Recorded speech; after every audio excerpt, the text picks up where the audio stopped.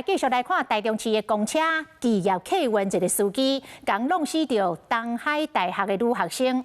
女学生的妈妈提出着质疑，讲当时甲查囝做伙过大路的学者，讲甲真清楚，讲查囝互弄着的第一时间，敢若缀着手，搁大声来喊讲足痛的。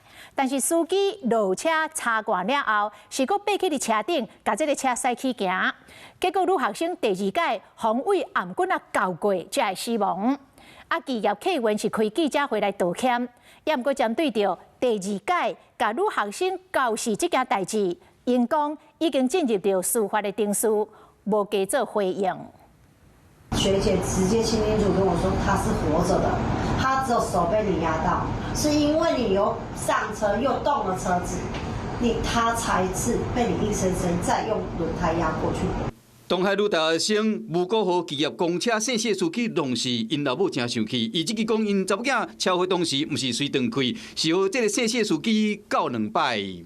那为什么要再去发动车子？阿姨，你听听看，这合理吗？女大学生的老母讲，受伤的学者当时有看到因查某囝明明第一时间佫喊讲真痛，姓谢司机嘛落车落来看，后来伊讲完电话，登去车顶佫打油门。受伤的那个已经看得很清楚，他说不要动。我同学已经被你压到手了，你不要动，先救人，不是你选择上车再压他。他在讲，我没有听到啊。伫女大生凌晨前面对因老母质疑，姓谢司机讲，伊当时无听到这个学者伫甲话，这个女大生的老母听到了情绪无法度控制。如果人没有爬起来，那就是一次撞死，少赔一点，是这样吗？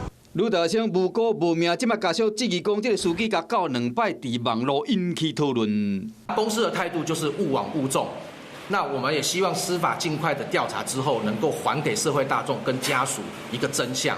有网友讲这是人神共愤，有人讲根本是刁工找角度要甲告伊的头的，嘛有人认为讲司机落车确认去告着手，后来上车继续将人甲告死，明显是要互伊死。面对公车司机弄死人这个话题一直发酵。企业公司伫今仔日代志发生后的第5天召开记者会室里，今嘛女大生老母决定讲要收集相关的证据，甲律师讨论后开记者会公布迄一天的情形，要为因查某囝讨回公道。Hello， 我是蒋欣梅，想要抢先掌握最及时的新闻资讯吗？赶快订阅、按赞、开启小铃铛，锁定华视新闻 YouTube 频道。